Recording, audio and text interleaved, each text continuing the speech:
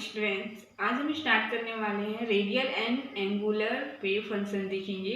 त्रिज्य एवं कोणीय तरंग फलन देखेंगे। जितने भी मूविंग पार्टिकल्स होते हैं, मूविंग जो इलेक्ट्रॉन होते हैं, गति करते हुए इलेक्ट्रॉन, उन सब में तरंग के गुण होते हैं, जिसे हमने बोल रहे थे वेव फंक्शन बोल रहे थे। तो वेव फंक्शन अगर प्लस और माइनस दोनों ही होते हैं। अगर वेव फंक्शन पॉजिटिव होती हैं तो इलेक्ट्रॉन की जो प्रोबेबिलिटी होती है वो बहुत अधिक होती है। अगर वो निगेटिव होती है तो उसमें प्रोबेबिलिटी कम होती है। तो वेव फंक्शन जो है ये हम दो टाइप से देखेंगे। तो वेव फंक्शन के अंतर्गत हम देखेंगे दो टाइप से होते हैं।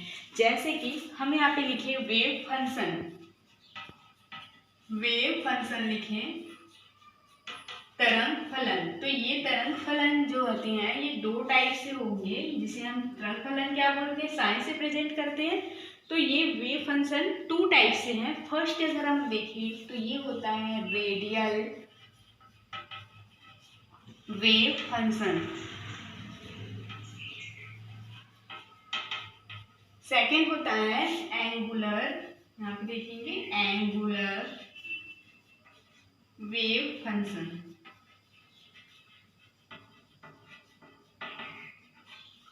हम क्या देख रहे हैं, त्रिज्य एवं कोणीय तरंग फलन देख रहे हैं। तो तरंग फलन दो टाइप से है। फर्स्ट होता है आपका त्रिज्य तरंग फलन, सेकंड होता है आपका कोणीय तरंग फलन, जिसे एंगुलर वेव फंक्शन बोलते हैं।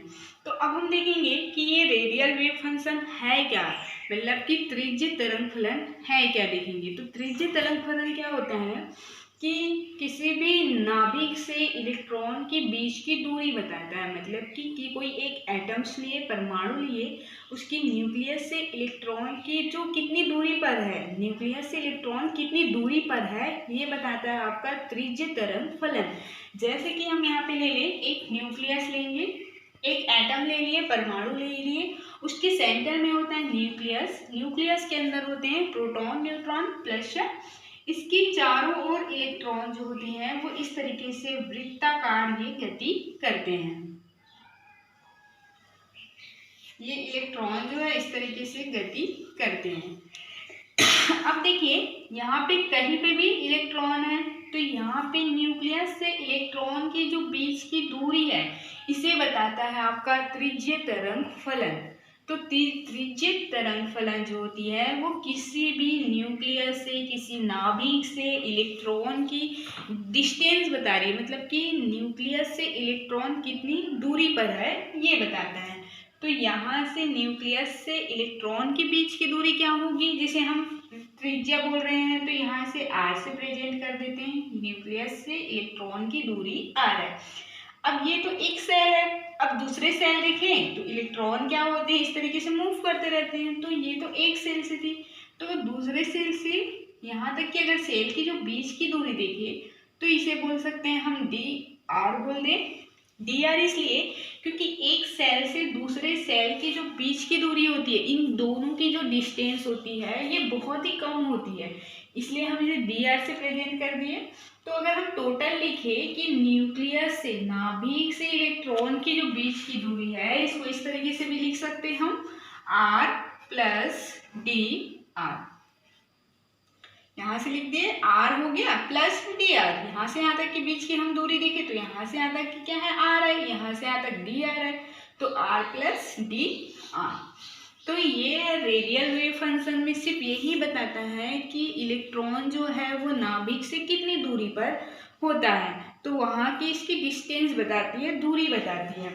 ये जो दूरी होती है, ये जो रेडियल वेव फंक्शन होती है, ये मुख्य क्वांटम संख्या n और द्विगंशी क्वांटम संख्या l दोनों पर डिपेंड करती है। तो n और l के जरिए हम इस रेडियल वेव फंक्शन को कर सकते हैं। तो ये जो है n और l पर डिपेंड करती है। तो रेडियल फंक्शन में बोला जा रहा है कि किसी भी नाभिक से इलेक्ट्रॉन की बीच की दूरी, मतलब कि नाभिक से इलेक्ट्रॉन कितनी दूरी पर है, ये बताता है रेडियल वेव फंक्शन, त्रिज्य तरंग फलन। अब हम एक देखें एंगुलर मूवमेंट, ये देखिए एंगुलर वेव फंक्शन। तो एंगुलर वेव फंक्शन क्या बताता है कि इलेक्ट्रॉन जो है वो किस दिशा में है। अब हमको ये तो पता है कि इलेक्ट्रॉन जो होते हैं वो ऑर्बिटल्स में होते हैं, तो इलेक्ट्रॉन जो है वो कौन सी दिशा में है? इलेक्ट्रॉन तो सभी दिशाओं में समान रूप से गति करते रहते हैं। तो यहाँ पे हमने रेडियल में क्या देख लिया कि नाभिक से इलेक्ट्रॉन कितनी दूरी पे है, ये सिर्फ दूरी बता रहा है ना, ये नहीं बता रहा है कि ये कहाँ पे है, इलेक्ट्रॉन जो है वो कौन सी दिशा में है, कहाँ पे है, ये नहीं बता रहा है। बस यहाँ से यहाँ तक की दूरी कितनी होती है, न्यूक्लियस से जो इलेक्ट्रॉन मिल रहा है उसकी दूरी कितनी है, ये बता दिया रेडियल त्रिज्य तरंग फलन। अब हम देखेंगे कोणीय तरंग फलन, जिसे बोलते हैं हम एंगुलर वेव फंक्शन। तो एंगुलर वेव फंक्शन जो होती है वो उसकी डायरेक्शन को बताता है कि नाभिक से इलेक्ट्रॉन जो होती है वो कौन सी डायरेक्शन में है, मतलब कि वो कौन सी दिशा में है। ये तो पता है कि इलेक्ट्रॉन जो होती है वो 3 डायमेंशनल स्पेस में होती है, मतलब कि वो त्रिविमीय क्षेत्र में होती है। तो अब ये कहाँ पे मिलती है, ये कौन सी दिशा में मिलती है, इसको बताता है एंगुलर वेव फंक्शन। जैसे कि एक हम न्यूक्लियस ले लिए, इसके इस तरीके से चारों ओर इलेक्ट्रॉन जो होती है ये गति कर रही है। यहाँ पे इलेक्ट्रॉन इस तरीके से ये गति कर रही है। अब हम ये बोल रहे हैं कि जो इलेक्ट्रॉन होती है वो 3 डायमेंशनल स्पेस होती है, मतलब त्रिविमीय क्षेत्र। तो इस तरीके से पूरे क्षेत्र में तुम इसको मान ले x, ये हो गया आपका y और ये हो गया यहाँ पे z। यहाँ तक कि देख लिए हम।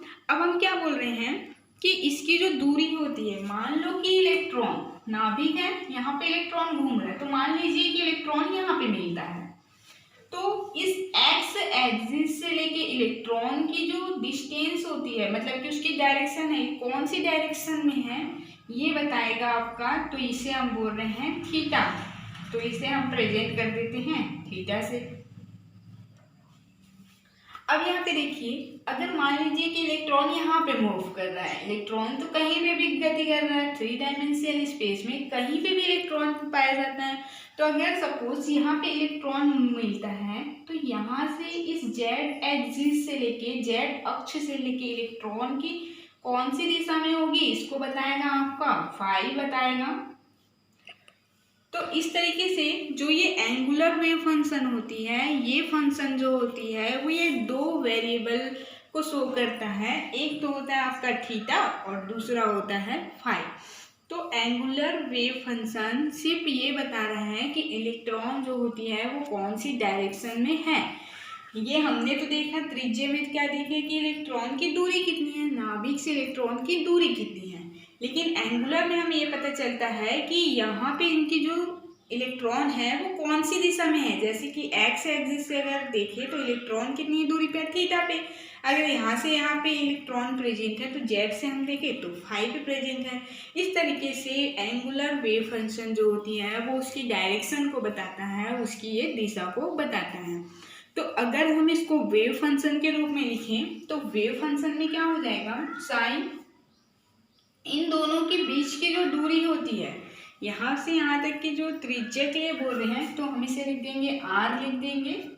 अब यहाँ पे देखिए angular wave function, angular wave function क्या होता है आपका, 2 होता है एंगुलर वेव फंक्शन, एक तो होता है आपका थीटा और दूसरा होता है फाई।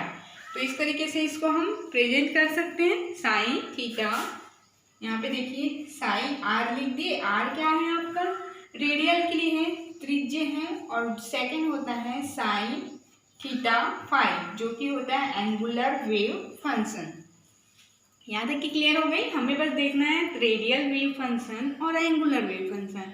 यहाँ से रेडियल में क्या बताता है, इलेक्ट्रॉन से नाभिक की दूरी बताता है, और एंगुलर में वो कौन सी दिशा में है, कौन से डायरेक्शनल पे है ये बताता है। अब हम इस देखेंगे रेडियल डिस्ट्रीब्यूशन देखेंगे, मतलब कि त्रिज्य तरंग फलन का वितरण देखेंगे।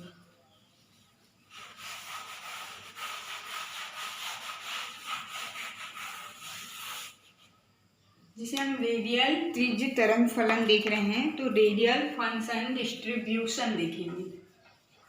रेडियल फंक्शन डिस्ट्रीब्यूशन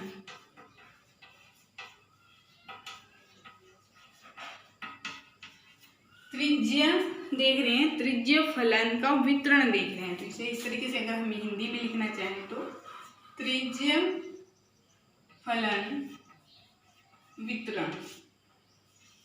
अब देखेंगे ये त्रिज्य फलन वितरण आखिर है क्या। तो त्रिज्य फलन वितरण जो होती है ये किसी भी त्रिज्या के लिए बोल रहे हैं। तो त्रिज्या क्या रिप्रेजेंट कर रहा था, आर पर रिप्रेजेंट कर रहा था। तो त्रिज्या जो होती है आर, अगर उसका हम आयतन देखें, उस क्षेत्र का आयतन देखें तो होता है 4πr² होता है। अब यदि हम इसके इलेक्ट्रॉन के बीच की दूरी देखेंगे, जैसे कि हमने बताया कि यहाँ पे एक न्यूक्लियस लिए थे, यहाँ पे एक इलेक्ट्रॉन, तो यहाँ तक की दूरी क्या थी, त्रिज्या r थी। अब यहाँ पे इसकी जो वैल्यूम है, इसका जो पूरा क्षेत्र है, वृत्ताकार क्षेत्र है, तो इसकी जो आयतन होती है वो होती है 4πr² हो जाएगी। अब यहाँ तक कि नाभिक से इलेक्ट्रॉन के बीच की दूरी देखें तो 4πr², और ये हो जाएगा, इसको इस तरीके से भी लिख सकते हैं, R² लिख देंगे।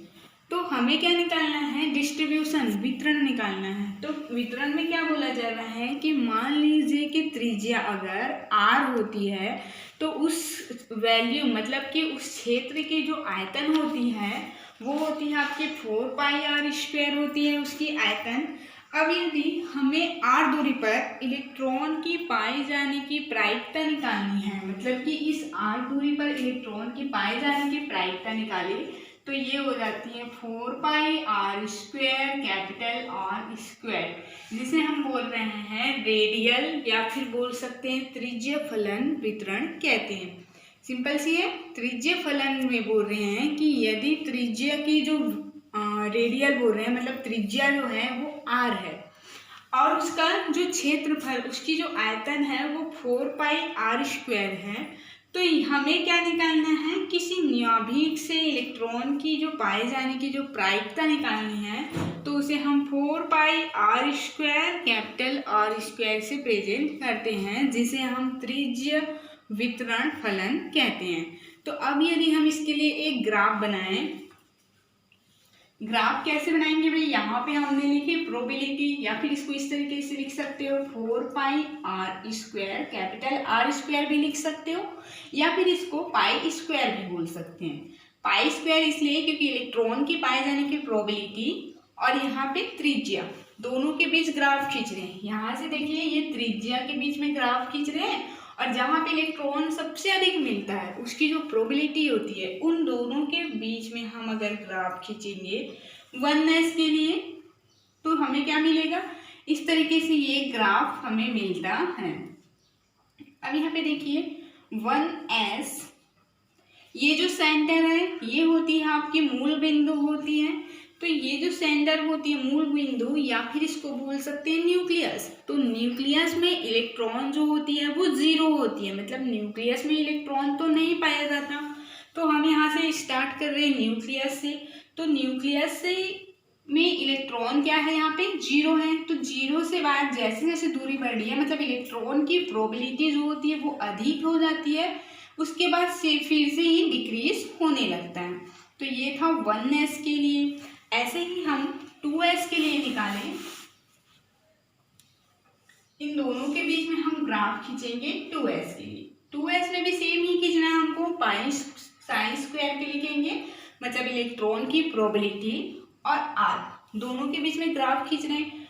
तो 2s में क्या होगा, यहाँ पे से नाभिक से लेंगे हम, तो न्यूक्लियस से इस तरीके से जाएगा, फिर यहाँ पर से ये बनेगा 2s का ग्राफ। इसमें देखिए ये दोनों जो है वो आपस में नहीं मिलते हैं, इन दोनों के बीच में डिस्टेंस होती है। तो ये जो हम शिखर बोल रहे हैं, ये जो मैक्सिमम बोल रहे हैं, ये है आपके 2s के लिए। अब इसको ऐसा मत समझिए कि ये 1s है ये 2s है, ऐसा नहीं है। एक सेल लिए 1s, उसके बाहर क्या होता है 2s सेल होता है। तो बात हम यहाँ पे सिर्फ 2s सेल के लिए कर रहे हैं। तो 2s सेल जो होती है यहाँ पे से न्यूक्लियस है, तो न्यूक्लियस से इलेक्ट्रॉन की प्रोबेबिलिटी जो होती है वो यहाँ तक क्या अधिक है, फिर कम होती है। तो ये जो कम होती है मीन्स इलेक्ट्रॉन की पाए जाने की जो प्रोबेबिलिटी होती है वो एकदम 0 होती है, जिसे हम बोलते हैं नोड बोलते हैं।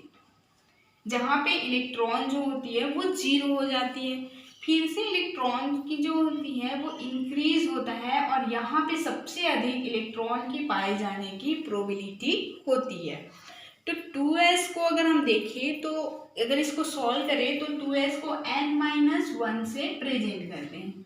तो n क्या है आपका यहाँ पे 2 - 1, तो यहाँ पे क्या हो गया 1 आया, मतलब कि इसके पास कितने होंगे नोड जो होंगे वो 1 ही होंगे। तो यहाँ पे एक ही नोड आया है।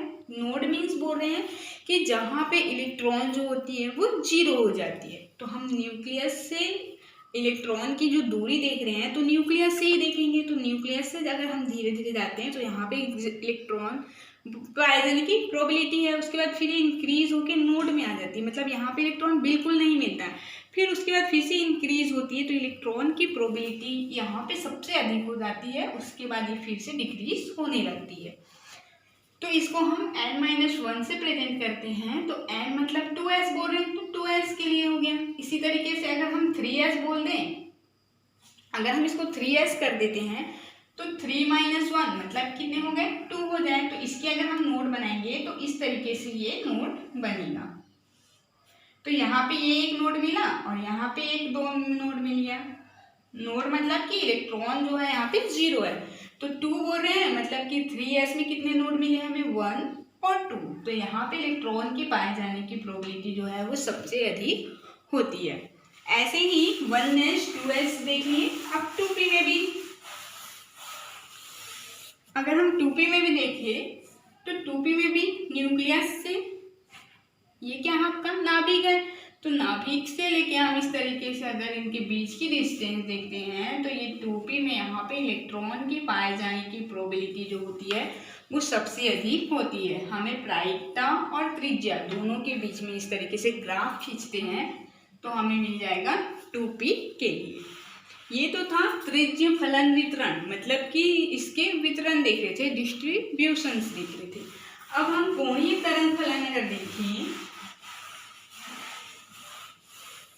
तो कोणीय तरंग फलन में क्या बोला जा रहा है कि कोणीय तरंग फलन जो होती है वो एल पे डिपेंड करती है। एल और एम दोनों पे डिपेंड करती है।